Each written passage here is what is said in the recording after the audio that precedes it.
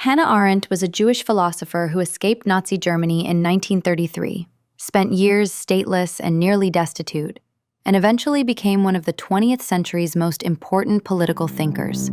She wrote The Origins of Totalitarianism. She covered the Eichmann trial in Jerusalem for The New Yorker. She thought harder about evil, power, and what it means to be human in public life than almost anyone alive. She also never wanted to be famous. She wanted to think. She wanted to write. She wanted, as she put it, to understand, not to judge, not to be judged, but to comprehend what had actually happened to the world she'd survived.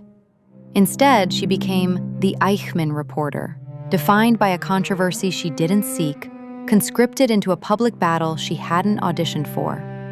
Her argument that Eichmann was not a monster, not a demon, but a bureaucrat, that evil could be banal, thoughtless, administrative, was misread as sympathy for a war criminal. The hate mail arrived. Friendships ended. The woman who had fled the Nazis got called a Nazi sympathizer by people who'd read one paragraph. She understood, from the inside, what it meant to lose control of your own story. This is what she spent her life trying to theorize. In The Human Condition, still one of the strangest and most necessary books of the 20th century, Arendt made a distinction that sounds simple and isn't. She separated three kinds of human activity: labor, what we do to stay alive; work, what we make that outlasts us; and action, how we appear among others in the world. The first two we can largely control. The third we cannot. The moment you act in public, speak, appear, do something that others witness, you release something into the world that no longer belongs to you. Others will interpret it, misinterpret it, use it. Your intention dies at the moment of release. What survives is what they make of you. She called this the web of human relationships, and she meant it literally, as a structure. Every action pulls on threads you can't see, connected to people you've never met, producing consequences that ripple outward beyond any reckoning. The actor is always, in some sense, the least important person in the story of their own action. And here's what makes Arendt permanently uncomfortable to read. She didn't think this was a tragedy. She thought it was the condition of being human.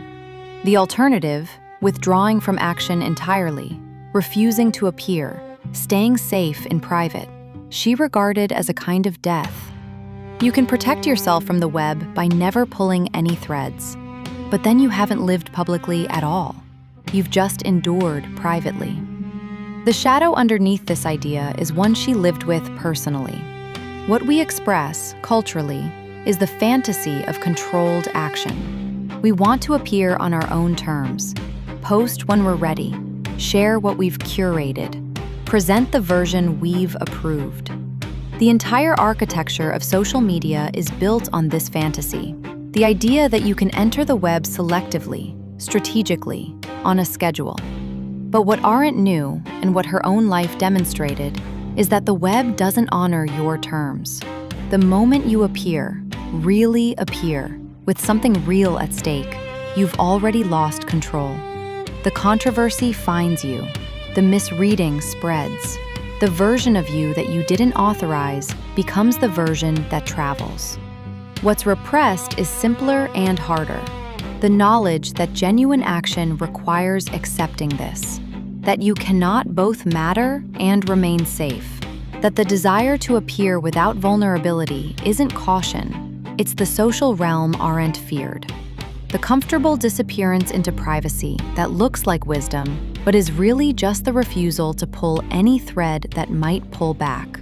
The integration she pointed toward was natality, her word for the human capacity to begin something new, not to undo what's already been released, not to reclaim the story, but to start a new action from inside the conditions you didn't choose and release something else into the web, knowing it will be misread, knowing the consequences are unpredictable, doing it anyway, because the alternative is not living publicly at all. There's a film that understands this better than most philosophy does. Reds, Warren Beatty's 1981 epic about John Reed, the American journalist who covered the Russian Revolution and wrote 10 Days That Shook the World. There's a scene midway through where Reed, having thrown himself into the Bolshevik cause, realizes the revolution has moved past him. His words, his actions, his entire life's work has been absorbed into a machine that no longer needs him. He tries to correct the record, to clarify what he meant, to reclaim his own story from the apparatus that's consumed it. The structural turn. Nobody is listening. Not because they hate him, because the web has already done what webs do. Taken his action, dispersed it, transformed it into something that serves purposes he never intended. He is the least important person in the story of his own revolution. Beatty holds on Reed's face in that moment, the specific expression of a man who understood too late that Arendt's law applies to everyone, even revolutionaries, even the people who throw themselves most deliberately into the web. Reed died in Moscow in 1920, aged 32, honored by the Soviet state, buried in the Kremlin wall. His story, it never really belonged to him. That's the feeling underneath this week's noise, under the viral spikes and the trending names and the public figures suddenly everywhere. Everyone pulling threads, nobody controlling where they lead. The web doing what it does.